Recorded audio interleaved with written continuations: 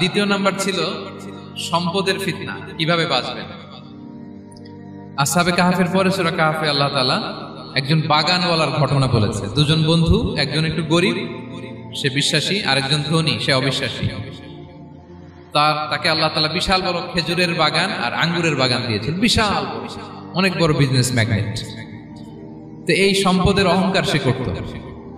সে প্রায় তার গরিব বন্ধুকে বলতো যে তোর চেয়ে আমার সম্পদও বেশি, সন্তানও বেশি, জনবল বেশি, লোকবল বেশি, অর্থবল বেশি, সব বেশি। অহংকারে তার পা মাটিতে পড়তো না। আর সে আখিরাতে অবিশ্বাস করত এবং সে বলতো যে এই সম্পদ আমারে বাঁচাবে, চিরকাল আমাকে স্মরণীয় করে রাখবে, এই সম্পদ কোনোদিন যাবে না। অনেক বড় বড় ধনীরা আছে, তারা এরকম মনে করে যে আমি এত বড় সিআইপি, আমি এত বড় বিজনেস ম্যাগনেট, এই দিন বোধহয় আর চেঞ্জ হতে পারে না, আমার আজীবনই বোধহয় এত পাওয়ার থাকবে, এত সম্পদ থাকবে। এটা ভুল ধারণা। এটা কি ভুল ধারণা? এই যে তুরস্কে দুর্ভিক্ষ হইল না, আপনারা দেখছেন না যে অনেক সম্পদের মালিক বাড়ি ঘর ভেঙে রাস্তার ফকির। এখন ওই যে রিফিউজিদের জন্য যে খাবার আসছে, ওখানে লাইনে দাঁড়াইছে, কারণ এখন লাইনে না দাঁড়ালে খাবারও তো মিলবে না। 1000 কোটি টাকার মালিক ছিল, ভেঙে চুরে সব শেষ। এখন রিলিফের নেওয়ার জন্য দুস্থদের কাতারে ওখানে দাঁড়াইছে, কারণ দাঁড়াইলেই কিছু খাবার পাওয়া যাবে, খিচুড়ি পাওয়া যাবে, তা না হলে তো খাবারটাও মিলবে না। এই যে বঙ্গবাজারে আগুন লাগলো আমাদের বাংলাদেশে, 20টা-25টা দোকান ছিল অনেকের যাদের অন্যান্য বিজনেস আছে তারা হয়তো সার্ভাইভ করতে পারতেছে, কিন্তু এমন অনেক ব্যবসায়ী ছিল সব শেষ, জ্বলে পুড়ে, তার টাকা পয়সা পুঁজি স্বপ্ন সব শেষ। তো ধনীকে গরিব বানাতে আল্লাহর 1 সেকেন্ডও লাগে না। ওই বিশাল প্রাসাদ থেকে টেনে ভাঙ্গা থালা হাতে দিয়ে রাস্তায় নামাইতে আল্লাহর কয় সেকেন্ড লাগে বলেন তো? 1 সেকেন্ডও লাগে না। সো এই লেসনটা কিন্তু আমাদের নিতে হবে। এবং ওই ব্যক্তির নসিবে তাই ঘটেছিল। সে যখন অহংকার করতেছিল, আল্লাহ তাআলা আকাশ থেকে হুসবান একটা আগুন পাঠালো। ওই আগুন এসে তার আঙ্গুরের বাগান, তার খেজুরের বাগান, বিশাল মাইলকে মাইল এই বাগান জ্বালিয়ে পুরো মুহূর্তের মধ্যে সারকার করে, এবং মুহূর্তের মধ্যে সে পথের ভিখারি, ফকির। এই ঘটনাটা এনে আল্লাহ তাআলা সম্পদশালীদেরকে রিমাইন্ডার দিলেন যে এই সম্পদের ফিতনায় তোমরা পড়ে যেও না। আমরা সম্পদশালী হলে বাস্তবতা অনেক সময় ভুলে যাই। সূরাতুল হুমাযাতে আল্লাহ তাআলা বলেন, ইয়াহসাবু আন্না মালাহু আখলাদা। সম্পদশালীরা মনে করে এই সম্পদ আমাকে চিরকাল বাঁচিয়ে রাখবে, চিরকাল বোধহয় এই সম্পদ আমার হাতে থাকবে। না, এটা হাতের ময়লা, আজ আছে কাল নাই, যে কোনো সময় চলে যেতে পারে। এটা হচ্ছে ম্যাটেরিয়ালিস্টিক আউটলুক, বস্তুবাদী চিন্তা থেকে এই আমাদের ধনী ভাইদের এই সমস্যাটা হয়। ভোগবাদী চিন্তার প্রভাব আর কি। সম্পদ যখন হাতে থাকে ধরাকে সরাজ্ঞান করে, মনে করে যে সবই আমার কন্ট্রোলে। না, আপনারে ওই গরিবের কাতারে আনতে, ওই রিলিফের সম্পদ নেয়ার জন্য ওই লাইনে দাঁড় করাইতে আল্লাহর 1 সেকেন্ডও লাগে না। এটা খেয়াল রাখতে হবে। আমরা যখন প্রাইভেট কারে চড়ি, মাঝে মাঝে অনেকে এসে হাত পাতে, এদেরকে ছোট করা যাবে না। গল্পটা আল্লাহ ভিন্ন করতে আল্লাহর 1 সেকেন্ডও লাগে না। ওইদিকে আমি দাঁড়ায় হাত পাততাম আর উনি প্রাইভেট কারে বসে থাকতো। আল্লাহ চাইলে এরকম করতে পারতেন না? পারতেন। তো এখান থেকে আমাদের জন্য শিক্ষা হচ্ছে, সম্পদ এটা ক্ষণস্থায়ী, আজ আছে কাল নাই। এটা ক্ষণস্থায়ী, এটাকে এভারলাস্টিং মনে করা যাবে না। এভারলাস্টিং হচ্ছে আখিরাত। ওয়ালাল আখিরাতু খায়রুল লাকা মিনাল উলা। আখিরাত তোমার জন্য দুনিয়ার চেয়ে শ্রেষ্ঠ। এবং আল্লাহ তাআলা দৃষ্টান্ত একটা দিয়েছেন যে দুনিয়ার জীবনটা হচ্ছে কামা, ওই পানির মতো, যেটা আনজালনাহু মিনাস সামা, আকাশ থেকে নাজিল করেছি। ওই পানি ক্ষেতের মধ্যে পড়ে ফসল, ফুল ফসল হয়েছে। এরপরে যখন ফসল কাটা হয়, ওই ক্ষেত খামার এগুলো তৃণলতা হয়ে যায়, ভুসির মতো হয়ে যায়। তখন বাতাসের ঝাপটায় একবার এদিকে যায়, একবার ওদিকে যায়। অনেক লম্বা উপমা, আমি সংক্ষেপে বললাম। তো শেষ আউটপুটটা হচ্ছে এটা, সম্পদ এটা মুহূর্তেই চলে যেতে পারে। সম্পদ উপার্জন জায়েজ আছে, মুসলিমরা সম্পদ উপার্জন করতে পারবে, কোনো অসুবিধা নাই। আপনি যদি ধনী হন এটা ভালো, ফলে আপনি যাকাত দিতে পারবেন, অসহায় দুস্থদের সহায়তা করতে পারবেন, কন্ট্রিবিউট করতে পারবেন। আপনি সম্পদ হাতের মুঠোয় নেবেন, কন্ট্রোল করবেন, কিন্তু এই দিকে স্থান দিবেন না। দ্যাটস ইট, তাহলেই হবে। আমরা সম্পদ কি করতে পারবো? উপার্জন করতে পারবো, কিন্তু হৃদয়ে স্থান দিতে পারবো না। হৃদয়ে স্থান থাকবে আখিরাতের। এই মাইন্ডসেট যদি আপনি গড়ে তোলেন, তাহলে সম্পদের ফিতনা আপনি কখনো পড়বেন না। এই পয়েন্টটা কি ক্লিয়ার সবার? ক্লিয়ার। 3 নাম্বার ফিতনা ছিল কিসের ফিতনা দেখি কে বলতে পারে? প্রথমটা হচ্ছে বিশ্বাস বা ঈমানের ফিতনা, 2 নাম্বার হচ্ছে সম্পদের ফিতনা, 3 নাম্বার জ্ঞানের ফিতনা। জ্ঞানেরও কিন্তু এলেমেরও একটা গরম আছে, যার এলম আছে তার মধ্যে এই সমস্যাটা কাজ করে। সেটার জন্য আল্লাহ তাআলা মুসা আলাইহিস সালাম খিজির আলাইহিস সালামের ঘটনা বলেন। আমি খুব সংক্ষেপে বলবো, সময় কম। মুসা আলাইহিস সালাম হচ্ছে বনি ইসরাইলের নবী, আর খিজির আলাইহিস সালাম কেউ বলেছেন নবী, কেউ বলেছেন আল্লাহর ওয়ালি। আসলে আরবিতে ওনার নাম খদির, আমরা বাংলায় বলি খিজির। খদির মানে সবুজ। উনি যে কোনো জায়গায় বসলে ওখানে মরা গাছ লতা পাতা এগুলো সবুজ হয়ে যেত। অনুর্বর এলাকার উপর দিয়ে হেঁটে গেলে ওটা উর্বর হয়ে যেত। তো মুসা আলাইহিস সালাম একবার ওয়াজ করতেছেন এইভাবে বনি ইসরাইলের সামনে, খুতবা দিচ্ছেন। হঠাৎ এক লোক দাঁড়ায় বলে, ইয়া নবী আল্লাহ, মান আ'লামু ফিল আরদ, বর্তমান পৃথিবীতে সবচেয়ে জ্ঞানী কে? মুসা আলাইহিস সালাম বললেন, ফাকালা আনা, আমি। কি বললেন? উনি আসলে ভুল কিছু বলেন নাই, কারণ প্রত্যেক জামানার নবীকেই আল্লাহ তাআলা সবচেয়ে বেশি জ্ঞান দিয়ে পাঠান, কারণ তার কাছে ওহীর জ্ঞান আসে, অদৃশ্যের খবর আসে, ইলমুল গায়ব আসে। কিন্তু এই উত্তরটা আল্লাহ তাআলার পছন্দ হয়নি। আল্লাহ তাআলা চাচ্ছিলেন মুসা যদি বলতো আল্লাহ তাআলাই জানে কি জ্ঞানী বা আল্লাহই সবচেয়ে জ্ঞানী, এরকম হলে ভালো হতো। কিন্তু মুসা আলাইহিস সালাম কি বলছে? আমি। এখন প্রশ্ন করলো সবচেয়ে বড় জ্ঞানী কে? উনি কি বললেন? আমি। এই যে আমি এটাতে ঝামেলা আছে। আমি বড়, আমি জানি, আমি সব, দিস ইজ প্রবলেমেটিক। আল্লাহ এটা পছন্দ করলেন না। আল্লাহ তাআলা মুসা আলাইহিস সালামকে বললেন, মুসা তুমি যে বলছো তুমি জ্ঞানী, না তুমি জ্ঞানী না, তোমার চেয়ে বড় জ্ঞানী আছে। মুসা আলাইহিস সালাম বলে, তাই নাকি? আমার চেয়ে বড় জ্ঞানী কে? তো আল্লাহ তাআলা বললেন, ইযহাব ইলা মাজমাইল বাহরাইন, দুই সাগর বা দুই নদীর মিলনস্থলে যাও, ওখানে আমার এক বান্দা আছে তোমার চেয়েও জ্ঞানী। মুসা আলাইহিস সালাম বললেন, তাই নাকি? তো আল্লাহ, আমি কিভাবে চিনি উনি কোথায় থাকে, কিভাবে বুঝবো? আল্লাহ বললেন, একটা বড় মাছ নাও, এটাকে ফ্রাই করো, এটাকে ফ্রাই করে একটা ঝুড়ির ভেতরে নাও, যেখানে এই মাছটা সাগরে ঢুকে যাবে ওখানে আমার বান্দাকে পাবে। তো উনি ওনার সহযোগী ইউশা ইবনে নুনকে নিয়ে হাঁটতে লাগলেন। হাঁটতে হাঁটতে এক জায়গায় ক্লান্ত হয়ে পাথরের পাশে বিশ্রাম নিলেন। ওই পাথর থেকে আবার এক ধরনের পানি বের হয়, এই পানিটারে বলে আবে হায়াতের পানি, মাউল হায়াত, জীবন নদীর পানি। এই পানি কোনো মৃত প্রাণী বা বস্তুর গায়ে লাগলে ওটা জীবিত হয়ে যায়। তো ওনারা পাথরে হেলান দিয়ে বিশ্রাম নিচ্ছিলেন। ওই পানি ওই ফ্রাই করা মাছের গায়ে লাগার সাথে সাথে মাছ জীবিত হয়ে ঝুড়ি থেকে বের হয়ে সাগরে ঢুকে গেছে। ওনারা আর খেয়াল করেন না। এরপর আবার হাঁটতে লাগলেন। হাঁটতে হাঁটতে যখন ক্লান্ত শ্রান্ত, তখন বলে, এই ইউশা, আমাদের ওই মাছ ফ্রাই মাছটা দাও, এখন খাই। ঝুড়ি খুলে দেখে মাছ নাই। মাছ গেল কোথায়? তখন ইউশা বলল, হয়তো আমরা যে পাথরের ওখানে বিশ্রাম নিয়েছিলাম ওখানে আমরা মিসিং, ওখানে হারাই ফেলছি। চলো চলো, আরে ওদিকে তো যাইতে হবে আমাদের। উনি গেলেন, যে দেখে মাছ যে জীবিত হয়ে বালুর এদিকে নাড়াচাড়া করতে করতে সাগরে ঢুকে গেছে, ওখানে দাগ আছে। মুসা আলাইহিস সালাম ঢুকলেন সুরঙ্গ, ঢুকে দেখে চাদর গায়ে দিয়ে এক লোক শুয়ে আছে। সালাম দিলেন, আসসালামু আলাইকুম। ওই লোক চাদর আর সরায় না, ভিতর থেকে বলতেছে, ওয়ালাইকুম আসসালাম। তো চাদরের ভিতর থেকে উনি বলে, মান আন, তুমি কে? মুসা আলাইহিস সালাম বললেন, আনা মুসা, আমি মুসা। উনি বলেন, মুসা বনি ইসরাইল, বনি ইসরাইলের মুসা? বললেন, হ্যাঁ। কেন এসেছো? এবার চাদর খুললেন। বলতেছে, আপনার কাছ থেকে কিছু শিখতে আসছি। আল্লাহ বলছে, আপনি নাকি সবচেয়ে বড় জ্ঞানী। আমি ভুল করে বলে ফেলছিলাম আমি। আল্লাহ বলছেন যে আপনি নাকি জ্ঞানী। বলতেছে, না, তুমি আমার জ্ঞান নিতে পারবা না, ওই ধৈর্য শক্তি তোমার নাই। মুসা আলাইহিস সালাম বললেন যে, আপনি যে কোনো শর্তে আমাকে একটু রাখেন কয়েকদিন আপনার সাথে, আমি রাজি।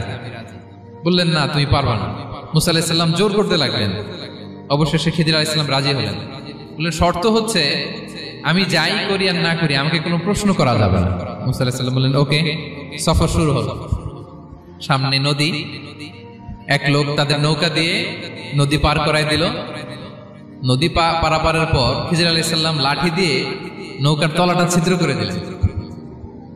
মুসা আলাইহিস সালাম বললেন, ইন্না লিল্লাহি, এটা আপনি কি করলেন? ওরা আমাদেরকে নদী পার করে দিল, আর যে ভাড়াটা আসছিল এটাও নিল না, আমাদেরকে সম্মান দেখালো, আপনি নৌকা ছিদ্র করে দিলেন। খিজির আলাইহিস সালাম বলছে, এই যে আমি বলছিলাম না তুমি ধৈর্য ধারণ করতে পারবো না, যাও তোমার রাস্তায়, তুমি আমার রাস্তায় না। মুসা আলাইহিস সালাম আবার ক্ষমা চাচ্ছেন যে আপনি আমার ক্ষমা করেন, আমি তো ভুলে গেছি, আর প্রশ্ন করবেন না। চলতে লাগলেন।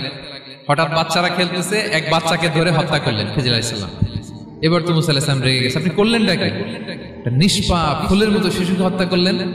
খিজির আলাইহিস সালাম বলে, এই যে আমি জানতাম যে তুমি ধৈর্য ধারণ করতে পারবে না, তোমার রাস্তা এক, আমার রাস্তা এক, যাও। এবার মুসা আলাইহিস সালাম করজোর করতেছে যে this is the last chance, একটা ফাইনাল চান্স দেন, একটা সুযোগ দেন, আর আমি প্রশ্ন করব, এটাই লাস্ট। বলেন, ওকে, ঠিক আছে। হাঁটতে হাঁটতে এক ইহুদি বসতির সামনে যে হাজির। দুজনই খুব ক্ষুধার্ত, খাবার চাইলো, এরা আবার কৃপণ, খাবার দিল না। তো খিজির আলাইহিস সালাম বললেন ঠিক আছে, খাবার যেটা দিচ্ছেন আমরা চলে যাই। যাওয়ার পথে দেখতেছে এই এলাকার একটা দেয়াল ভেঙে পড়ে যাবে। তিনি বললেন মুসা চলো এটা ঠিক করে দেই। দুইজন মিলে প্রচন্ড ক্ষুধায় এটা সেটা এনে দেয়ালটা তৈরি করতেছে। মুসা আলাইহিস সালাম তো এমনি রাগী, পেটে আবার ক্ষুধা, আবার বলছে কিছু বলাও যাবে না। তিনি এবার আর প্রশ্ন করেন, বলতেছে ওরা এত কিপটামি করলো আর আপনি এটা করে দিলেন, আপনি তো চাইলে এটা টাকা নিতে পারতেন, পারিশ্রমিক নিতে পারতেন চাইলে। এই কথা বলার পর খিজির আলাইহিস সালাম বললেন হাযা ফিরাকু বাইনি ওয়া বাইনি, এখানেই তোমার আর আমার সেপারেশন, আর সামনে আগানো যাবে না, তোমার কোনো ধৈর্যই নেই। তো এতটুকু তোমাকে আমি বলি যে আমি একটাও আল্লাহর আদেশ ছাড়া করি নাই, আল্লাহর আদেশে আমি করেছি। কি? এক নম্বর হচ্ছে ওই যে আমাদের ভাড়া নিতে চাইলো না, আমাদেরকে পার করে দিল, নৌকাটা ছিদ্র করেছি কারণ এই এলাকায় একজন জালিম বাদশা আছে, সে নৌকা পেলেই গরিব মাঝিদের নৌকা সিজ করে নিয়ে যায়। তো এটাকে যখন তলায় ছিদ্র করে দিছি, এই রাজার লোকেরা এসে দেখবে যে এটা তলা ছিদ্র, তো পানি ঢুকতেছে, এটা নিবে না, ওরা পরে সামহাও এটা রিপেয়ার করে চালাইতে পারবে। মুসা আলাইহিস সালাম বলে সুবহানাল্লাহ, তাই তো, এটা তো আমি বুঝতে পারি নাই।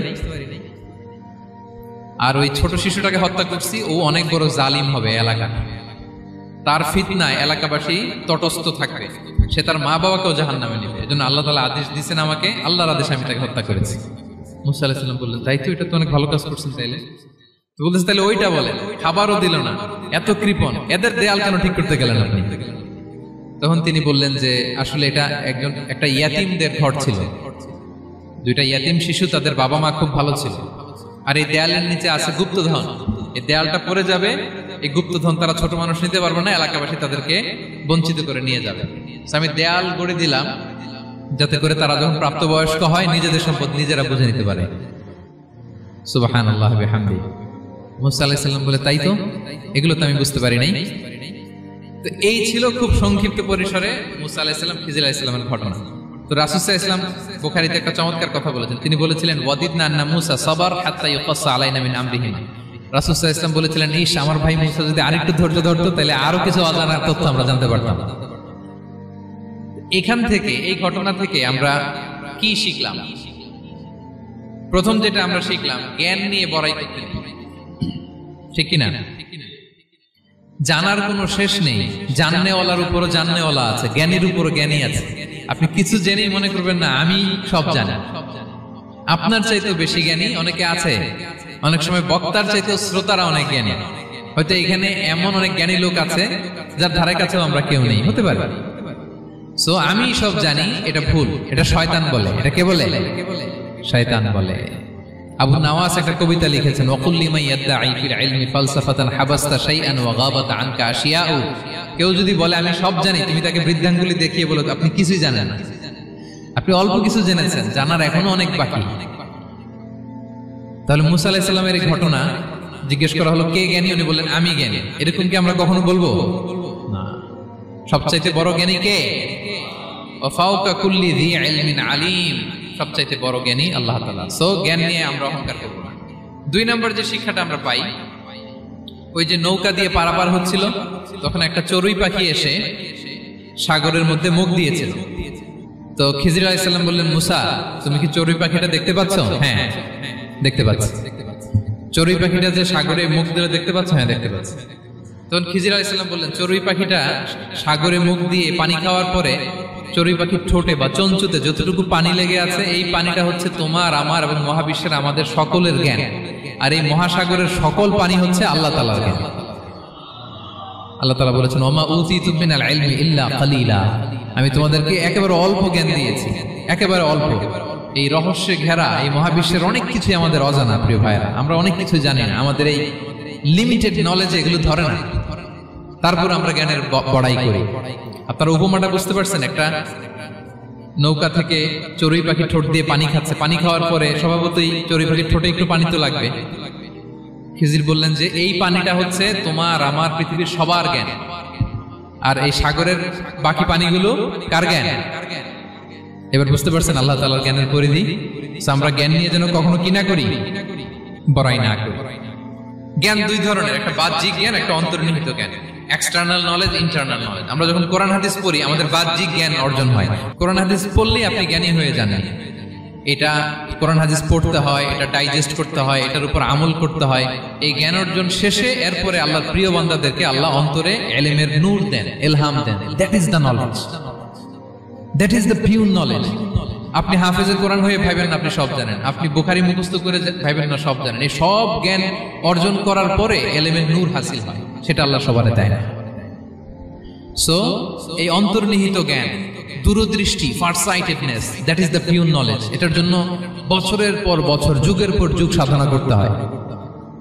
সেটার জন্য এই জ্ঞান অর্জনের জন্য তিনটা জিনিস করতে হয় ইলমের নূর অর্জনের জন্য। কয়টা? এক হচ্ছে বিনয়, দুই হচ্ছে সফর, তিন হচ্ছে সবর। আবার বলি, এক হচ্ছে বিনয়, দুই হচ্ছে সফর, তিন হচ্ছে সবর। আল্লাহ তাআলা আল্লাহর নবীকে তাওরাত দেওয়ার পরেও আরো ট্রেনিং সেশন করাইছেন খিজির আলাইহিস সালামের কাছে। যাও, ওনার কাছে গেলে তুমি ছোট হবা, নত হবা। জ্ঞান যদি আমি নিতে চাই আমাকে ছোট হইতে হবে। ধরেন একটা গ্লাস থেকে একটা খালি গ্লাসে পানি ঢালবো, তো যেটাতে নেওয়া হবে এটা উপরে থাকলে হবে? যে গ্লাসটার মধ্যে পানি আছে এটা উপরে থাকবে, ওইটা ব্ল্যাঙ্ক গ্লাসের মধ্যে পড়বে। আপনি নলেজ ইলম নিতে চাইলে আপনাকে নিচে থাকতে হবে, উনি উপরে থাকবেন, আপনার শায়েখ আপনাকে দিবে, আপনার ফিতনায় ফেলে দিবে। 3 নম্বর হচ্ছে নলেজ। তার জ্ঞানের কাছে গোটা বিশ্ব হার মানবে। পূর্বের পরের যত জ্ঞান আছে সব আল্লাহ তাকে দিবে। ইলমুল আউয়ালিন ওয়াল আখিরিন, এমন কোন প্রশ্ন নেই যেটা দিয়ে তাকে আটকানো যায়। যাই জিজ্ঞেস করবেন সব জানতা, সব বলে দেয়। ভবিষ্যৎবাণী বলে দিবে, বলবে আগামীকাল ওইখানে অমুক দেশে বোমা বিস্ফোরণ হবে, ওইখানে ওখানে দুর্ভিক্ষ হবে, ভূমিকম্প হবে। সে যা বলবে তাই হবে। তার জ্ঞানের এই বহর দেখে মানুষ ফিতনায় পড়ে যাবে। 4 নম্বর হচ্ছে দ্য ট্রায়াল অফ পাওয়ার, ক্ষমতা। তার ক্ষমতার সামনে সবকিছু একেবারে ছিন্ন বিচ্ছিন্ন হয়ে যাবে, এত ক্ষমতা হবে তার। সে যেমনটি বলবে তেমনটি করতে হবে। বাতাসের চেয়ে দ্রুত বেগে সে এক দেশ থেকে আরেক দেশে চলে যাবে। তো তার এই সমস্ত অলৌকিক ক্ষমতা দেখে মানুষ ফিতনায় পড়ে যাবে। এবং এই ফিতনা, এই পরীক্ষার মুহূর্তগুলোতে মানুষ কিভাবে নিজেকে ধরে রাখবে তার সলিউশন আল্লাহ তাআলা সূরা কাহফে দিয়েছেন। এই 4টা ফিতনা থেকে বাঁচার জন্য আল্লাহ সূরা কাহফে 4টা ঘটনা উল্লেখ করেছেন। কয়টা? 1 নাম্বার হচ্ছে আসহাবে কাহফ, যুবকদের ঘটনা, 7 জন যুবকদের ঘটনা। ঈমান কি করে বাঁচাবেন, সলিউশন ওখানে। সম্পদের ফিতনা থেকে কিভাবে নিজেকে বাঁচাবেন, এজন্য একজন বাগানওয়ালার ঘটনা আল্লাহ সেখানে। জ্ঞানের ফিতনা থেকে কি করে বাঁচবেন, এজন্য আল্লাহ তাআলা মুসা আলাইহিস সালাম এবং খিজির আলাইহিস সালামের ঘটনা সেখানে উল্লেখ করেছেন। আর ক্ষমতার ফিতনা থেকে কি করে বাঁচবেন এটা বোঝানোর জন্য আল্লাহ তাআলা যুলকারনাইনের ঘটনা উল্লেখ করেছেন। 4টা ফিতনা থেকে বাঁচার জন্য কয়টা ঘটনা? 4টা ঘটনা। আমরা তাহলে একটা একটা করে ঘটনা শুনি, আমরা একটু উদ্ধার করার চেষ্টা করি যে কি কি সলিউশন আল্লাহ তাআলা আমাদের বাতিল দিলেন। 1 নম্বর হচ্ছে আসহাবে কাহফের ঘটনা। এটা 250 খ্রিস্টাব্দের সময়কালে রোমান সাম্রাজ্যের একজন বাদশা ছিল, নাম দাকিয়ানুস। প্রতাপশালী বাদশা, পৌত্তলিক, মূর্তির পূজা করে। ঈসা আলাইহিস সালাম বিদায় নিয়েছেন, 250 বছর হলো। তো সব নবীর ধর্মই কিন্তু ইসলাম, যদিও আমরা নাসারা বলি, ইহুদি বলি, সব নবীদের ধর্মই কি ইসলাম। তো তিনি ছিলেন পৌত্তলিক, মূর্তির পূজা করত। আর তার এলাকায় কেউ যদি ঈসা আলাইহিস সালামের নাম নিত, আখিরাতে বিশ্বাস করত, আল্লাহ বিশ্বাস করত, তাদেরকে তারা পাথর মেরে হত্যা করত। এজন্য ভয়ে কেউ ঈসাই ধর্মে ঈমান আনত না, মানে ইসলামে ঈমান আনত না। এই রাজার ভয়ে সবাই মূর্তির পূজা করত। কিন্তু 7 জন যুবক ছিল, তারা স্রোতে গা ভাসিয়ে দেয়নি। স্রোতের বিপরীতে তারা ঈমান নিয়ে দাঁড়িয়েছে। তারা ঈসা আলাইহিস সালামের রেখে যাওয়া সত্য ধর্মের উপর ঈমান এনেছিল, আখিরাতে তারা বিশ্বাস করত। তো এই 7 জন যুবকের কথা ছড়াতে ছড়াতে রাজা দাকিয়ানুসের কাছে চলে যায়। উনি তো রেগে মেগে আগে ডেকে পাঠালো 7 জনকে। তাদেরকে জিজ্ঞেস করলো, তোমরা কাকে মানো? বলতেছে এক আল্লাহকে মানি। সাহসী, খুবই সাহসী। বলতেছে তুমি কি জানো তোমরা কার সামনে কথা বলতেছো? আমি তো তোমাদেরকে মৃত্যুদণ্ড দিতে পারি। তারা বলে দেন, কিন্তু আমরা সব বিসর্জন দিলেও ঈমান বিসর্জন দিতে পারবো না। সুবহানাল্লাহ। তিনি বললেন, তোমরা যুবক মানুষ, রক্ত গরম, আবেগে কথা বলতেছো, 3 দিন সময় দিলাম, যাও। ঈসার নাম ভুলে যাও, আখিরাত ভুলে যাও, আল্লাহর নাম ভুলে যাও। 3 দিন পরে তোমাদেরকে আবার ইন্টারভিউ নেব। ওই দিন যদি একই কথা বলো, পাথর মেরে 7 জনকে দুনিয়া থেকে উড়িয়ে দিবে।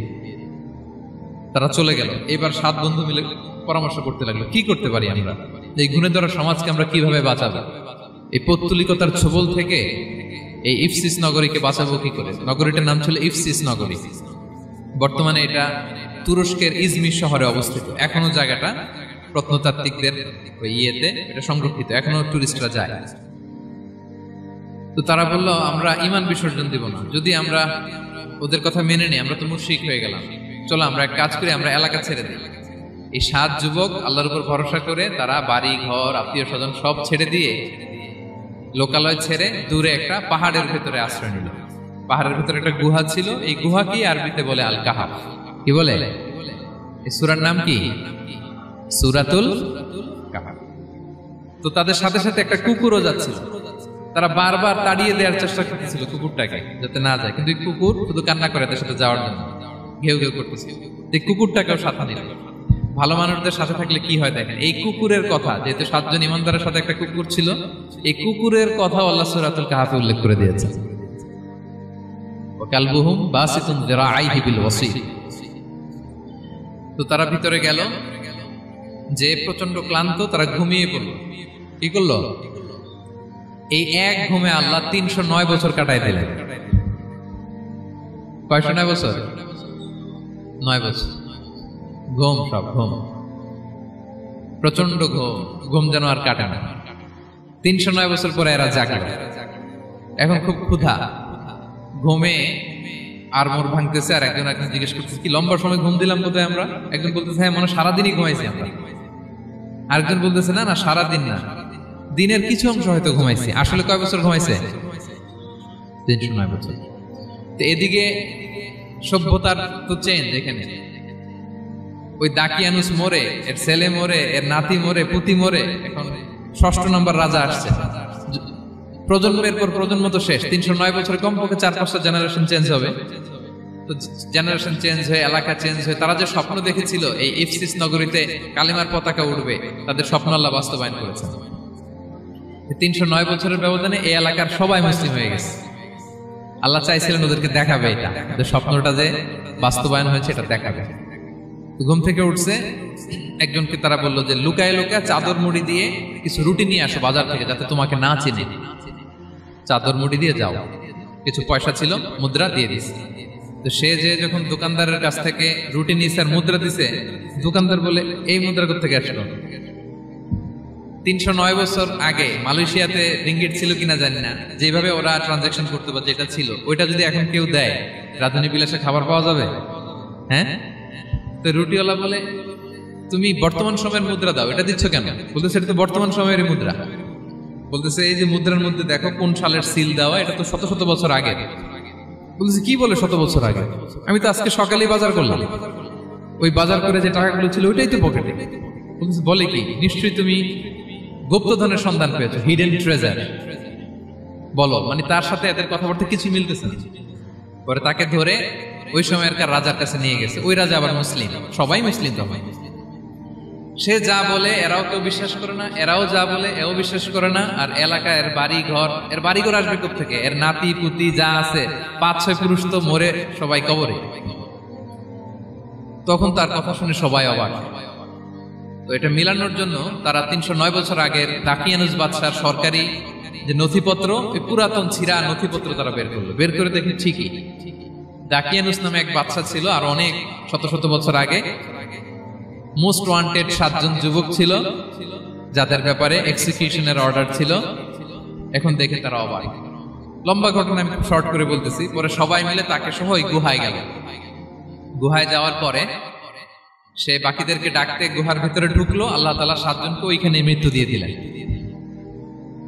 চিরকালের জন্য এই 7 জন ঘুমায় পড়লো। আর এলাকাবাসী রাজা সহ ওইখানে তারা একটা মসজিদ নির্মাণ করলো। This is the story of আসহাবে কাহাফ। তো এলাকাবাসী যদিও মুসলিম হয়েছিল, কিন্তু আখিরাতের ব্যাপারে তাদের একটা সন্দেহ ছিল যে আসলে মানুষ মরার পরে কি আবার জীবিত হবে? মৃত্যুবরণ করার পরে আবার মানুষ জীবিত হবে? তাদের মনের মধ্যে একটা সন্দেহ ছিল যে আসলে মারা গেলে মানুষ আবার উঠতে পারে। তাদের এই সন্দেহ দূর করার জন্য আল্লাহ তাআলা এই 7 জনকে 309 বছর ঘুম পাড়িয়ে আবার জীবিত করলেন।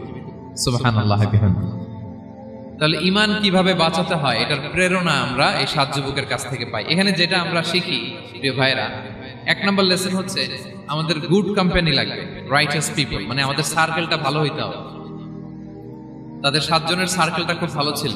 ফলে তারা বিপথে যায় না, এবং তারা এমন শক্ত সিদ্ধান্ত নিয়েছে যে আল্লাহ তাআলা সেটাতে বরকত দিয়েছেন, গোটা সমাজকে আল্লাহ তাআলা চেঞ্জ করে দিয়েছেন। এটা হচ্ছে 1 নম্বর লেসন। আপনি ঈমান বাঁচাতে হলে আপনার সার্কেল ভালো লাগবে। খুঁজবেন যে এলাকায় যাবেন ওখানে নামাজি সার্কেল কারা আছে, ওখানে জ্ঞানী গুণী সার্কেল কারা আছে, ওখানে ভালো কাজ করতে চায়, একে অপরকে সহযোগিতা করে, কল্যাণের পথের যাত্রী কারা আছে খুঁজতে হবে আপনাকে। খুঁজে ওই সার্কেলে আপনি যুক্ত হবে, তাইলে ঈমান বাঁচানো যাবে। ক্লিয়ার? 2 নাম্বার হচ্ছে conflict between believers and disbelievers it's universal. সত্য মিথ্যার লড়াই এটা চিরন্তন, আজীবন থাকবে। এটা ওনাদেরও ছিল, এখনো আমাদের লড়াই করে যেতে হচ্ছে, আমাদের ভবিষ্যৎ প্রজন্মও করবে। এই লড়াইটা আমরা করে যেতে চাই, কি বলেন? হ্যাঁ, থামা যাবে না, আমরা থামতে আসি নাই, আমরা এই লড়াইটা করে যাব, আমরা সত্যের কথা বলেই যাব ইনশাআল্লাহ। বলেন 3 নাম্বার হচ্ছে যে লেসনটা আমরা পাই, অনেকগুলো লেসন, আমি খুব প্রেসাইজলি বলতেছি। যুবকরা চাইলে একটা সমাজকে পাল্টে দিতে পারে।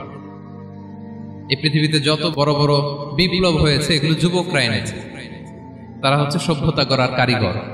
আসহাবে কাহাফ আমাদের এই সময়ের নওজওয়ানদের জন্য প্রেরণা, তারা আমাদের জন্য প্রেরণার বাতিঘর। তারা যেমনি ঈমানকে রক্ষা করেছে, আমাদের যুবকরা চাইলেও তাদের ঈমানি চেতনাতে স্পিরিট দিয়ে সমাজটাকে পাল্টে দিতে পারে। কি বলেন? এখানে বেশিরভাগই তো যুবক। হ্যাঁ, গুড সার্কেলে থাকবেন তো আপনারা? সত্যের পক্ষে সবাই থাকবেন তো? আল্লাহ তাআলা কবুল করুন। আচ্ছা, এবার 2 নাম্বার ছিল সম্পদের ফিতনা, কিভাবে বাঁচবেন। আসহাবে কাহাফের পরে সূরা কাহাফে আল্লাহ তাআলা একজন বাগানওয়ালার ঘটনা বলেছে। 2 জন বন্ধু, একজন একটু গরিব, সে বিশ্বাসী, আরেকজন ধনী, সে অবিশ্বাসী। তাকে আল্লাহ তাআলা বিশাল বড় খেজুরের বাগান আর আঙ্গুরের বাগান দিয়েছেন, বিশাল অনেক বড় বিজনেস ম্যাগনেট। তো এই সম্পদের অহংকার সে করত। সে প্রায় তার গরিব বন্ধুকে বলতো যে তোর চেয়ে আমার সম্পদও বেশি, সন্তানও বেশি, জনবল বেশি, লোকবল বেশি, অর্থবল বেশি, সব বেশি। অহংকারে তার পা মাটিতে পড়ত না। আর সে আখিরাতে অবিশ্বাস করত, এবং সে বলতো যে এই সম্পদ আমারে বাঁচাবে, চিরকাল আমাকে স্মরণীয় করে রাখবে, এই সম্পদ কোনোদিন যাবে না। অনেক বড় বড় ধনীরা আছে, তারা এরকম মনে করে যে আমি এত বড় সিআইপি, হ্যাঁ, আমি এত বড় বিজনেস ম্যাগনেট, এই দিন বোধহয় আর চেঞ্জ হতে পারে না, আমার আজীবনই বোধহয় এত পাওয়ার থাকবে, এত সম্পদ থাকবে। এটা ভুল ধারণা। এটা কি ভুল ধারণা? এই যে তুরস্কে দুর্ভিক্ষ হইল না, আপনারা দেখছেন না যে অনেক সম্পদের মালিক বাড়ি ঘর ভেঙে রাস্তার ফকির। এখন ওই যে রিফিউজিদের জন্য যে খাবার আসছে ওখানে লাইনে দাঁড়াইছে, কারণ এখন লাইনে না দাঁড়ালে খাবারও তো মিলবে না। 1000 কোটি টাকার মালিক ছিল, ভেঙে চুরে সব শেষ। এখন রিলিফের নেওয়ার জন্য দুস্থদের কাতারে ওখানে দাঁড়াইছে, কারণ দাঁড়াইলেই কিছু খাবার পাওয়া যাবে, খিচুড়ি পাওয়া যাবে, তা না হলে তো খাবারটাও মিলবে না। এই যে বঙ্গবাজারে আগুন লাগলো আমাদের বাংলাদেশে, 20টা-25টা দোকান ছিল অনেকের যাদের অন্যান্য বিজনেস আছে তারা হয়তো সার্ভাইভ করতে পারতেছে, কিন্তু এমন অনেক ব্যবসায়ী ছিল সব শেষ, জ্বলে পুড়ে, তার টাকা পয়সা পুঁজি স্বপ্ন সব শেষ। তো ধনীকে গরিব বানাতে আল্লাহর 1 সেকেন্ডও লাগে না। ওই বিশাল প্রাসাদ থেকে টেনে ভাঙ্গা থালা হাতে দিয়ে রাস্তায় নামাইতে আল্লাহর কয় সেকেন্ড লাগে বলেন তো? 1 সেকেন্ডও লাগে না।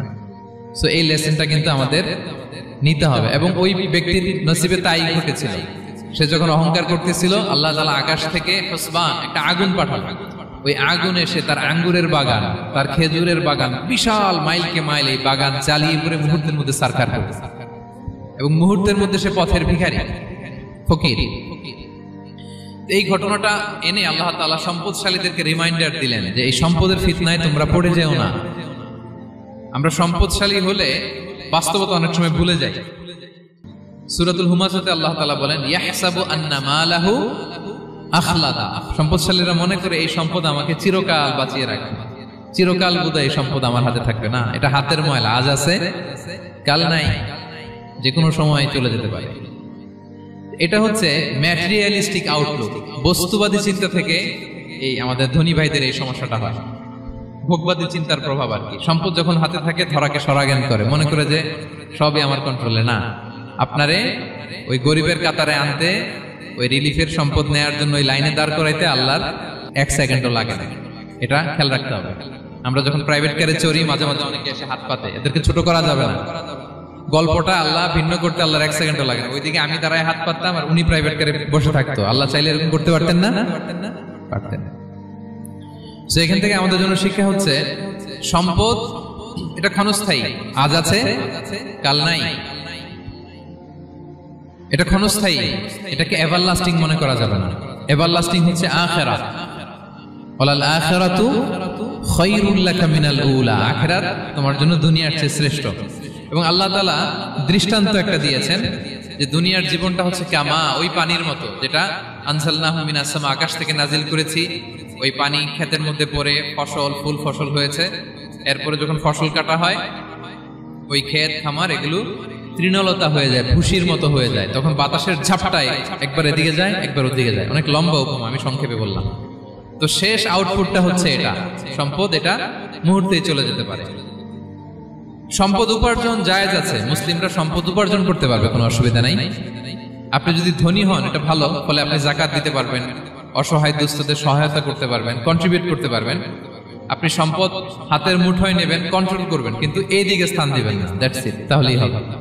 আমরা সম্পদ কি করতে পারবো? উপার্জন করতে পারবো, কিন্তু হৃদয়ে স্থান দিতে পারবো না। হৃদয়ে স্থান থাকবে আখিরাতের। এই মাইন্ডসেট যদি আপনি গড়ে তোলেন তাহলে সম্পদের ফিতনা আপনি কখনো পড়বেন না। এই পয়েন্টটা কি ক্লিয়ার সবার? ক্লিয়ার। 3 নাম্বার ফিতনা ছিল কিসের ফিতনা দেখি কে বলতে পারে? প্রথমটা হচ্ছে বিশ্বাস বা ঈমানের ফিতনা, 2 নাম্বার হচ্ছে সম্পদের ফিতনা, 3 নাম্বার জ্ঞানের ফিতনা। জ্ঞানেরও কিন্তু ইলমেরও একটা গরম আছে, যার ইলম আছে তার মধ্যে এই সমস্যাটা কাজ করে। সেটার জন্য আল্লাহ তাআলা মুসা আলাইহিস সালাম খিজির আলাইহিস সালামের ঘটনা বলেন। আমি খুব সংক্ষেপে বলবো, সময় কম। মুসা আলাইহিস সালাম হচ্ছে বনি ইসরাইলের নবী, আর খিজির আলাইহিস সালাম কেউ বলেছেন নবী, কেউ বলেছেন আল্লাহর ওলি। আসলে আরবিতে ওনার নাম খদির, আমরা বাংলায় বলি খিজির। খদির মানে সবুজ। উনি যে কোনো জায়গায় বসলে ওখানে মরা গাছ লতা পাতা এগুলো সবুজ হয়ে যেত। অনুর্বর এলাকার উপর দিয়ে হেঁটে গেলে ওটা উর্বর হয়ে যেত। তো মুসা আলাইহিস সালাম একবার ওয়াজ করতেছেন এইভাবে বনি ইসরাইলের সামনে, খুতবা দিচ্ছেন। হঠাৎ এক লোক দাঁড়ায় বলে, ইয়া নবী আল্লাহ, মান আ'লামু ফিল আরদ, বর্তমান পৃথিবীতে সবচেয়ে জ্ঞানী কে? মুসা আলাইহিস সালাম বলেন, ফাকালা আনা, আমি। কি বললেন? উনি আসলে ভুল কিছু বলেন নাই, কারণ প্রত্যেক জামানার নবীকেই আল্লাহ তাআলা সবচেয়ে বেশি জ্ঞান দিয়ে পাঠান, কারণ তার কাছে ওহীর জ্ঞান আসে, অদৃশ্যের খবর আসে, ইলমুল গায়ব আসে। কিন্তু এই উত্তরটা আল্লাহ তাআলার পছন্দ হয় না। আল্লাহ তাআলা চাচ্ছিলেন মুসা যদি বলতো আল্লাহ তাআলাই জানে কে জ্ঞানী বা আল্লাহই সবচেয়ে জ্ঞানী, এরকম হলে ভালো হতো। কিন্তু মুসা আলাইহিস সালাম কি বলছে? আমি। এখন প্রশ্ন করলো সবচেয়ে বড় জ্ঞানী কে? উনি কি বললেন? আমি। এই যে আমি এটাতে ঝামেলা আছে। আমি বড়, আমি জানি, আমি সব, দিস ইজ প্রবলেমেটিক। আল্লাহ এটা পছন্দ করলেন না। আল্লাহ তাআলা মুসা আলাইহিস সালামকে বললেন, মুসা তুমি যে বলছো তুমি জ্ঞানী, না তুমি জ্ঞানী না, তোমার চেয়ে বড় জ্ঞানী আছে। মুসা আলাইহিস সালাম বলে, তাই নাকি? আমার চেয়ে বড় জ্ঞানী কে? তো আল্লাহ তাআলা বললেন, ইযহাব ইলা মাজমাইল বাহরাইন, 2 সাগর বা 2 নদীর মিলনস্থলে যাও, ওখানে আমার এক বান্দা আছে তোমার চেয়েও জ্ঞানী। মুসা আলাইহিস সালাম বললেন, তাই নাকি? তো আল্লাহ আমি কিভাবে চিনি উনি কোথায় থাকে, কিভাবে বুঝবো? আল্লাহ বললেন, একটা বড় মাছ নাও, এটাকে ফ্রাই করো, এটাকে ফ্রাই করে একটা ঝুড়ির ভেতরে নাও, যেখানে এই মাছটা সাগরে ঢুকে যাবে ওখানে আমার বান্দাকে পাবে। তো উনি ওনার সহযোগী ইউশা ইবনে নুনকে নিয়ে হাঁটতে লাগলেন। হাঁটতে হাঁটতে এক জায়গায় ক্লান্ত হয়ে পাথরের পাশে বিশ্রাম নিলেন। ওই পাথর থেকে আবার এক ধরনের পানি বের হয়, এই পানিটারে বলে আবে হায়াতের পানি, মাউল হায়াত, জীবন নদীর পানি। এই পানি কোনো মৃত প্রাণী বা বস্তুর গায়ে লাগলে ওটা জীবিত হয়ে যায়। তো ওনারা পাথরে হেলান দিয়ে বিশ্রাম নিচ্ছিলেন। ওই পানি ওই ফ্রাই করা মাছের গায়ে লাগার সাথে সাথে মাছ জীবিত হয়ে ঝুড়ি থেকে বের হয়ে সাগরে ঢুকে গেছে। ওনারা আর খেয়াল করেন না। এরপর আবার হাঁটতে লাগলেন। হাঁটতে হাঁটতে যখন ক্লান্ত শ্রান্ত তখন বলে, এই ইউশা আমাদের ওই মাছ ফ্রাই মাছটা দাও, এখন খাই। ঝুড়ি খুলে দেখে মাছ নাই। মাছ গেল কোথায়? তখন ইউশা বলল, হয়তো আমরা যে পাথরের ওখানে বিশ্রাম নিয়েছিলাম ওখানে আমরা মিসিং, ওখানে হারাই ফেলছি। চলো চলো, আরে ওইদিকে তো যাইতে হবে আমাদের। উনি গেলেন, যে দেখে মাছ যে জীবিত হয়ে বালুর দিকে নাড়াচাড়া করতে করতে সাগরে ঢুকে গেছে, ওখানে দাগ আছে। মুসা আলাইহিস সালাম ঢুকলেন সুরঙ্গ, ঢুকে দেখে চাদর গায়ে দিয়ে এক লোক শুয়ে আছে। সালাম দিলেন, আসসালামু আলাইকুম। ওই লোক চাদর আর সরায় না, ভিতর থেকে বলতেছে ওয়ালাইকুম আসসালাম। তো চাদরের ভিতর থেকে উনি বলে, মান আন, তুমি কে? মুসা আলাইহিস সালাম বললেন, আনা মুসা, আমি মুসা। উনি বলেন, মুসা বনি ইসরাইল, বনি ইসরাইলের মুসা? বললেন, হ্যাঁ। কেন এসেছো? এবার চাদর খুললেন, বলতেছে আপনার কাছ থেকে কিছু শিখতে আসছি। আল্লাহ বলছে আপনি নাকি সবচেয়ে বড় জ্ঞানী। আমি ভুল করে বলে ফেলছিলাম আমি, আল্লাহ বলছেন যে আপনি নাকি জ্ঞানী। বলতেছে না, তুমি আমার জ্ঞান নিতে পারবা না, ওই ধৈর্য শক্তি তোমার নাই। মুসা আলাইহিস সালাম বললেন যে আপনি যে কোনো শর্তে আমাকে একটু রাখেন কয়েকদিন আপনার সাথে, আমি রাজি। বললেন না তুমি পারবা না। মুসা আলাইহিস সালাম জোর করতে লাগলেন। অবশেষে খিদির আলাইহিস সালাম রাজি হলেন। বললেন শর্ত হচ্ছে আমি যাই করি আর না করি আমাকে কোনো প্রশ্ন করা যাবে না। মুসা আলাইহিস সালাম বললেন ওকে। সফর শুরু হলো। সামনে নদী, এক লোক তাদের নৌকা দিয়ে নদী পার করাই দিল। নদী পারাপারের পর খিজির আলাইহিস সালাম লাঠি দিয়ে নৌকার তলাটা ছিদ্র করে দিলেন। মুসা আলাইহিস সালাম বললেন ইন্না লিল্লাহি, এটা আপনি কি করলেন?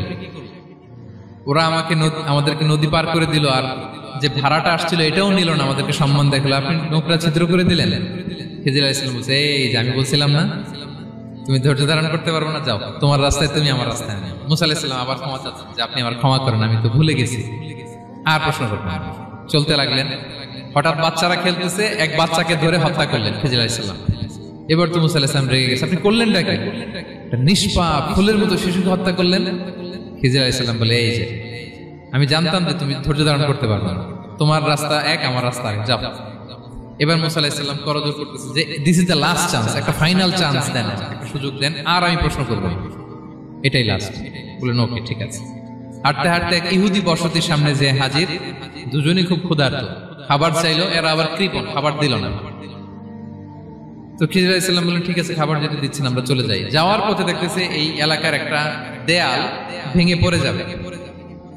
তিনি বললেন মুসা চলো এটা ঠিক করে দেই। দুইজন মিলে প্রচন্ড ক্ষুধায় এটা সেটা এনে দেয়ালটা তৈরি করতেছে। মুসা আলাইহিস সালাম তো এমনি রাগী, পেটে আবার ক্ষুধা, আবার বলছে কিছু বলাও যাবে না। তিনি এবার আর প্রশ্ন করেন, বলতেছে ওরা এত কিপটামি করলো আর আপনি এটা করে দিলেন, আপনি তো চাইলে এটা টাকা নিতে পারতেন, পারিশ্রমিক নিতে পারতেন চাইলে। এই কথা বলার পর খিজির আলাইহিস সালাম বললেন হাযা ফিরাকু বাইনি ওয়া বাইনি, এখানেই তোমার আর আমার সেপারেশন, আর সামনে আগানো যাবে না, তোমার কোনো ধৈর্যই নেই। তো এতটুকু তোমাকে আমি বলি যে আমি একটাও আল্লাহর আদেশ ছাড়া করি নাই, আল্লাহর আদেশে আমি করেছি। কি? এক নম্বর হচ্ছে ওই যে আমাদের ভাড়া নিতে চাইলো না, আমাদেরকে পার করে দিল, নৌকাটা ছিদ্র করেছি কারণ এই এলাকায় একজন জালিম বাদশা আছে, সে নৌকা পেলেই গরিব মাঝিদের নৌকা সিজ করে নিয়ে যায়। তো এটাকে যখন তলায় ছিদ্র করে দিছি, এই রাজার লোকেরা এসে দেখবে যে এটা তলা ছিদ্র, পানি ঢুকতেছে, এটা নিবে না, ওরা পরে সামহাও এটা রিপেয়ার করে চালাইতে পারবে। মুসা আলাইহিস সালাম বলে সুবহানাল্লাহ, তাই তো, এটা তো আমি বুঝতে পারি নাই। আর ওই ছোট শিশুটাকে হত্যা করছি, ও অনেক বড় জালিম হবে এলাকা, তার ফিতনায় এলাকাবাসী তটস্থ থাকবে, সে তার মা বাবাকেও জাহান্নামে নেবে। এজন্য আল্লাহ তাআলা আদেশ দিয়েছেন আমাকে, আল্লাহর আদেশে আমি তাকে হত্যা করেছি। মুসা আলাইহিস সালাম বললেন তাই তো, এটা তো অনেক ভালো কাজ করছেন। তাইলে তো বলতেছে তাহলে ওইটা বলেন, খাবারও দিল না, এত কৃপণ, এদের দেয়াল কেন ঠিক করতে গেলেন আপনি? তখন তিনি বললেন যে আসলে এটা একটা ইয়াতিমদের ঘর ছিল, দুইটা ইয়াতিম শিশু, তাদের বাবা মা খুব ভালো ছিল, আর এই দেয়ালের নিচে আছে গুপ্তধন, এই দেয়ালটা পড়ে যাবে, এই গুপ্তধন তারা ছোট মানুষ নিতে পারবে না, এলাকাবাসী তাদেরকে বঞ্চিত করে নিয়ে যাবে। আমি দেয়াল গড়ে দিলাম যাতে করে তারা যখন প্রাপ্তবয়স্ক হয় নিজেদের সম্পদ নিজেরা বুঝে নিতে পারে। সুবহানাল্লাহ বিহামদিহি। মুসা আলাইহিস সালাম বলে তাই তো, এগুলো তো আমি বুঝতে পারি নাই। তো এই ছিল খুব সংক্ষিপ্ত পরিসরে মুসা আলাইহিস সালাম খিজির আলাইহিস সালামের ঘটনা। তো রাসূল সাল্লাল্লাহু আলাইহি ওয়াসাল্লাম বুখারীতে একটা চমৎকার কথা বলেছেন, তিনি বলেছিলেন ওয়াদিদনা আন্না মুসা সাবার হাত্তা ইউকাসসা আলাইনা মিন আমরিহি। রাসূল সাল্লাল্লাহু আলাইহি ওয়াসাল্লাম বলেছিলেন ইস, আমার ভাই মুসা যদি আরেকটু ধৈর্য ধরতো তাহলে আরো কিছু অজানা তথ্য আমরা জানতে পারতাম। এখান থেকে, এই ঘটনা থেকে আমরা কি শিখলাম? প্রথম যেটা আমরা শিখলাম, জ্ঞান নিয়ে বড়াই করতে নেই, ঠিক কিনা? জানার কোনো শেষ নেই, জাননেওয়ালার উপরও জাননেওয়ালা আছে, জ্ঞানীর উপরও জ্ঞানী আছে। আপনি কিছু জেনেই মনে করবেন না আমি সব জানি, আপনার চাইতেও বেশি জ্ঞানী অনেকে আছে। অনেক সময় বক্তার চাইতেও শ্রোতারা অনেক জ্ঞানী। হয়তো এখানে এমন অনেক জ্ঞানী লোক আছে যার ধারে কাছেও আমরা কেউ নেই, হতে পারে। সো আমি সব জানি, এটা ভুল, এটা শয়তান বলে। এটা কে বলে? শয়তান বলে। আবু নাওয়াস একটা কবিতা লিখেছেন, ওয়াকুল লিমান ইয়াদঈ ফিল ইলমি ফালসাফাতান হাবাসতা শাইআন ওয়া গাবাত আনকা আশিয়াউ। কেউ যদি বলে আমি সব জানি, তুমি তাকে বৃদ্ধাঙ্গুলি দেখিয়ে বলো আপনি কিছুই জানেন না, আপনি অল্প কিছু জেনেছেন, জানার এখনো অনেক বাকি। তাহলে মুসা আলাইহিস সালামের এই ঘটনা জিজ্ঞেস করা হলো কে জ্ঞানী, উনি বললেন আমি জ্ঞানী। এরকম কি আমরা কখনো বলবো না? সবচাইতে বড় জ্ঞানী কে? ওয়া ফাওকা কুল্লি যী ইলমিন আলিম, সবচাইতে বড় জ্ঞানী আল্লাহ তাআলা। সো জ্ঞান নিয়ে আমরা অহংকার করব না। 2 নম্বর যে শিক্ষাটা আমরা পাই, ওই যে নৌকা দিয়ে পারাপার হচ্ছিল, তখন একটা চড়ুই পাখি এসে সাগরের মধ্যে মুখ দিয়েছিল। তো খিজির আলাইহিস সালাম বললেন, মুসা তুমি কি চড়ুই পাখিটা দেখতে পাচ্ছ? হ্যাঁ দেখতে পাচ্ছি। চড়ুই পাখিটা যে সাগরে মুখ দিলে দেখতে পাচ্ছ? হ্যাঁ দেখতে পাচ্ছি। তখন খিজির আলাইহিস সালাম বললেন, চড়ুই পাখিটা সাগরে মুখ দিয়ে পানি খাওয়ার পরে চড়ুই পাখির ঠোঁটে বা চঞ্চুতে যতটুকু পানি লেগে আছে, এই পানিটা হচ্ছে তোমার আমার এবং মহাবিশ্বের আমাদের সকলের জ্ঞান। আর এই মহাসাগরের সকল পানি হচ্ছে আল্লাহ তাআলার জ্ঞান। আল্লাহ তাআলা বলেছেন, ওমা উতিতু মিনাল ইলমি ইল্লা কালিলা, আমি তোমাদেরকে একেবারে অল্প জ্ঞান দিয়েছি, একেবারে অল্প। এই রহস্যে ঘেরা এই মহাবিশ্বের অনেক কিছু আমাদের অজানা। প্রিয় ভাইরা, আমরা অনেক কিছু জানি না, আমাদের এই লিমিটেড নলেজে এগুলো ধরে না, তারপর আমরা জ্ঞানের বড়াই করি। আপনারা উপমাটা বুঝতে পারছেন? একটা নৌকা থেকে চড়ুই পাখি ঠোঁট দিয়ে পানি খাচ্ছে, পানি খাওয়ার পরে স্বভাবতই চড়ুই পাখির ঠোঁটে একটু পানি তো লাগবে। খিজির বললেন যে এই পানিটা হচ্ছে তোমার আমার পৃথিবীর সবার জ্ঞান, আর এই সাগরের বাকি পানিগুলো কার জ্ঞান? এবার বুঝতে পারছেন আল্লাহ তাআলার জ্ঞানের পরিধি। আমরা জ্ঞান নিয়ে যেন কখনো কি না করি, বড়াই না করি। জ্ঞান 2 ধরনের, একটা বাহ্যিক জ্ঞান, একটা অন্তর্নিহিত জ্ঞান। External knowledge, internal knowledge. আমরা যখন কোরআন হাদিস পড়ি আমাদের বাহ্যিক জ্ঞান অর্জন হয়। কোরআন হাদিস পড়লেই আপনি জ্ঞানী হয়ে যান। এটা কোরআন হাদিস পড়তে হয়, এটা ডাইজেস্ট করতে হয়, এটার উপর আমল করতে হয়। এই জ্ঞান অর্জন শেষে এরপরে আল্লাহর প্রিয় বান্দাদেরকে আল্লাহ অন্তরে ইলমের নূর দেন, ইলহাম দেন। That is the knowledge, that is the pure knowledge. আপনি হাফেজে কোরআন হয়ে ভাবেন না আপনি সব জানেন, আপনি বুখারী মুখস্থ করে ভাবেন না সব জানেন। এই সব জ্ঞান অর্জন করার পরে ইলমের নূর হাসিল হয়, সেটা আল্লাহ সবারে দেয় না। সো এই অন্তর্নিহিত জ্ঞান, দূরদৃষ্টি, farsightedness, that is the pure knowledge. এটার জন্য বছরের পর বছর, যুগের পর যুগ সাধনা করতে হয়। সেটার জন্য এই জ্ঞান অর্জনের জন্য 3টা জিনিস করতে হয় ইলমের নূর অর্জনের জন্য। কয়টা? 1 হচ্ছে বিনয়, 2 হচ্ছে সফর, 3 হচ্ছে সবর। আবার বলি, 1 হচ্ছে বিনয়, 2 হচ্ছে সফর, 3 হচ্ছে সবর। আল্লাহ তাআলা আল্লাহর নবীকে তাওরাত দেওয়ার পরেও আরো ট্রেনিং সেশন করাইছেন খিজির আলাইহিস সালামের কাছে। যাও, ওনার কাছে গেলে তুমি ছোট হবা, নত হবা।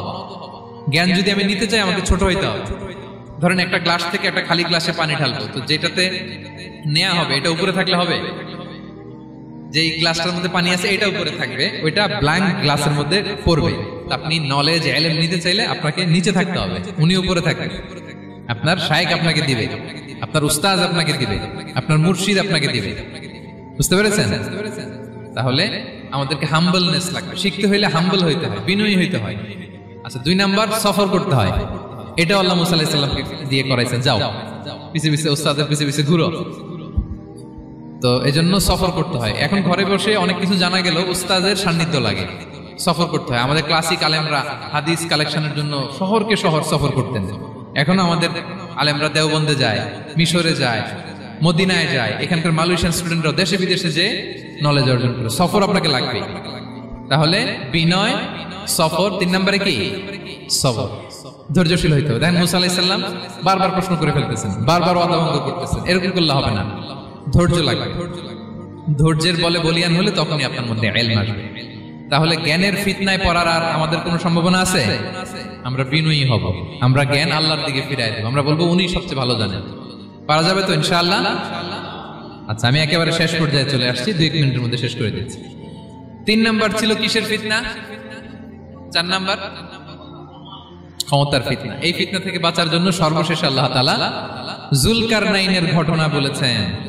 অনেক বড় বাদশা ছিলেন, পৃথিবীতে 4 জন বাদশা গোটা বিশ্ব শাসন করেছেন। 2 জন কাফির, 2 জন মুমিন। কাফির একজন হচ্ছে নমরুদ, যিনি ইব্রাহিম আলাইহিস সালামকে আগুনে ফেলেছিলেন। আরেকজন হচ্ছে বখতে নাসার, যাকে ইংরেজিতে বলে নেবুচারনেজার দ্য সেকেন্ড, দ্বিতীয় নেবুচারনেজার। তারা কোনো নির্দিষ্ট এরিয়ার বাউন্ডারির বাদশা না, গোটা বিশ্বের বাদশা ছিলেন। এই 2 জন কাফির। আর 2 জন বাদশা ছিলেন গোটা বিশ্বকে শাসন করেছেন, তারা ছিলেন মুমিন। একজন হচ্ছে সুলাইমান আলাইহিস সালাম, আল্লাহর নবী। আরেকজন হচ্ছে যুলকারনাইন, গোটা বিশ্ব শাসন করেছেন। প্রাচ্য থেকে পাশ্চাত্য সব জায়গায় তিনি গিয়েছেন, ইসলামের বাণী প্রচার করেছেন, জালিমদেরকে শায়েস্তা করেছেন। তো এরকম দিক বিদিক তিনি জয় করতেছিলেন। অনেকে জুলকারনাইনকে আলেকজান্ডার দ্য গ্রেটের সাথে গুলিয়ে ফেলে না। ম্যাসিডোনিয়াতে যে আলেকজান্ডার দ্য গ্রেট ছিল, উনি আর জুলকারনাইন এক নন। জুলকারনাইন হচ্ছে আল্লাহ তাআলার প্রিয় একজন বান্দা, অনেক বড় সাহসী বীর পুরুষ ছিলেন, গোটা বিশ্বে ইসলাম প্রচার করেছেন। করতে করতে করতে করতে অনেক বড় ঘটনা, আমি সব শেষের ঘটনাটা বলি। উনি জর্জিয়া, বর্তমান যে জর্জিয়ার তিবলিসি এরিয়া, এখানে এসে একটা এলাকার সন্ধান পেলেন, যারা ওনাকে এসে বলল যে এখানে একটা জঙ্গলি গ্রুপ আছে যাদের নাম ইয়াজুজ মাজুজ, তারা এসে আমাদের উপর হামলা করে। হে জুলকারনাইন, আমরা আপনাকে ট্যাক্স কালেক্ট করে দিচ্ছি, আপনি তাদের মাঝে আর আমাদের মাঝে একটা প্রাচীর তৈরি করে দেন। আপনারা ইয়াজুজ মাজুজের নাম শুনেছেন না? ইংরেজিতে বলে গগ ম্যাগগ। নূহ আলাইহিস সালামের 4 সন্তান ছিল, হাম, সাম, ইয়াফাস, কানাআন। এই ইয়াফাসের বংশধর হচ্ছে ইয়াজুজ মাজুজ, জঙ্গলি, হাজার হাজার শুধু বংশ বিস্তার করে। তারা এসে লোকালয়ে মানুষের উপর আক্রমণ করে, তাদের গবাদি পশু এগুলো ছিনিয়ে নেয়, ফলমূল খেয়ে ফেলে। তো জুলকারনাইন বাদশার কাছে যখন বিচার দেওয়া হলো, উনি বললেন ঠিক আছে, তোমাদের ট্যাক্স দেয়া লাগবে না, তোমরা শারীরিক পরিশ্রম করে আমাকে সাহায্য করো। তো উনি বর্তমানে হচ্ছে এক পাশে কৃষ্ণ সাগর, ব্ল্যাক সি, আরেকদিকে কাস্পিয়ান হ্রদ বা কাস্পিয়ান সাগর, এর মাঝখানে 1200 কিলোমিটার লম্বা মাউন্টেন রেঞ্জ, পাহাড়ি এরিয়া, আপনারা গুগলে দেখবেন। এইখানে 2 পাহাড়ের মাঝখানে ফাঁকা জায়গায় তিনি বড় বড় লোহার পাত প্রথিত করলেন, গেড়ে দিলেন। এরপরে তামা, সীসা গালিয়ে বিশাল একটা ওয়াল তৈরি করলেন। এটা জুলকারনাইন উনার বানানো ওয়াল বা ড্যাম, প্রাচীর। এখন আর ইয়াজুজ মাজুজ আসতে পারে না, ওরা আর আসতে পারে না। ওরা প্রতিদিন এটা ভাঙার চেষ্টা করে, কিন্তু ভাঙতে ভাঙতে আরেকটু ভাঙলেই ভেঙে যাবে। ওরা বলে আগামীকাল ভেঙে ফেলবে, ইনশাল্লাহ বলতে ভুলে যায়। এজন্য এরপরের দিন এসে দেখে আবার এটা আগের মতো হয়ে আসে। কিয়ামতের আগ দিয়ে ওদের মধ্যে এই ইনশাআল্লাহর প্রেরণা আসবে। তাদের একজন বলে উঠবে, আগামীকাল ইনশাআল্লাহ আমরা এটা ভেঙে খান খান করে দেব, ঠিকই ভেঙে ফেলবে। তখন তারা ভেঙে চুরে কুটি কুটি ইয়াজুজ মাজুজের দল এসে হামলে পড়বে। সামনে পড়বে তাবারিয়া সাগর, একদল এসে তাবারিয়া সাগর এমন ভাবে খাবে, এই দল যাওয়ার পরে আরেক দল এসে এখানে যে সাগরে যে পানি ছিল এটা কল্পনাই করতে পারবে না। তারা পৃথিবীতে ফিতনা ফাসাদ করবে। ঈসা আলাইহিস সালাম তখন আসবেন, দোয়া করবে আল্লাহ তাআলার কাছে মুমিনরা, একটা মহামারী দিবে আল্লাহ তাআলা ইয়াজুজ মাজুজের মধ্যে, ওরা মরে যাবে সব। এরপর বিশাল এক পাখি এসে তাদেরকে আল্লাহর মর্জি মাফিক এমন এক জায়গায় ফেলে আসবে, কেউ জানবে না। তো তারা যে পচে গলে মাটির সাথে মিশেছিল, এই গলিত লাশ থেকে মাটি খুব উর্বর হয়ে যাবে। এরপর আল্লাহ তাআলা পৃথিবীর মধ্যে বারাকা দিবেন, কিছু রোপণ করলে তাড়াতাড়ি ফুলে ফেপে বড় বড় ফলমূল হচ্ছে। তো এটা কিয়ামতের আলামতের অন্য কোনো আলোচনায় হয়তো আমরা বলবো। তো জুলকারনাইন তিনি বিশাল এখানে প্রাচীর তৈরি করে দিয়েছিলেন, এবং প্রাচীর তৈরি করে দিয়ে তাদেরকে বলেছিলেন যে যতদিন আল্লাহ তাআলা চাইবেন এটা থাকবে, এবং যেদিন আল্লাহ তাআলার আদেশ আসবে এটা ভেঙে খান খান হয়ে যাবে। তার মানে দেখেন, এত পাওয়ারফুল, এত শক্তিশালী, এত ক্ষমতাধর হওয়ার পরেও তিনি তার ক্ষমতাকে কার দিকে ফিরিয়ে দিয়েছেন? যে আল্লাহ যতদিন চাইবে এই প্রাচীর টিকে থাকবে, যেদিনই আল্লাহ তাআলার আদেশ আসবে এই প্রাচীর ভেঙে খান খান হয়ে যাবে। সো আমরা ক্ষমতার দেখা পেলে, চেয়ার একটা পেলে, আমরা যেন জালিম হয়ে না উঠি, এটা হচ্ছে এখান থেকে শিক্ষা। আমরা যেন জুলুম না করি। উনি সম্পদের মালিক ছিলেন, ক্ষমতার মালিক ছিলেন, কিন্তু উনি যে আল্লাহর বান্দা এটা ভুলে যান নাই। আমরা যখন ক্ষমতাশীল হই, আমরা যখন প্রধানমন্ত্রী হই, আমরা যখন প্রেসিডেন্ট হই, আমরা যখন পাওয়ারফুল হই, আমাদের সবচেয়ে বড় পরিচয় যে আমরা আব্দুল্লাহ, আল্লাহর গোলাম, এটা আমরা ভুলে যাই। আমাদের আসল পরিচয় কি? আমরা আল্লাহর গোলাম। আমরা যে আল্লাহর গোলাম, এই চিন্তাটা, এই সেন্সটা যদি আমাদের মাথায় থাকে, তাহলে ক্ষমতা আমাদেরকে দাম্ভিক বানাতে পারে না, আর ওই ক্ষমতা আমাদেরকে ফিতনায়ও ফেলবে না।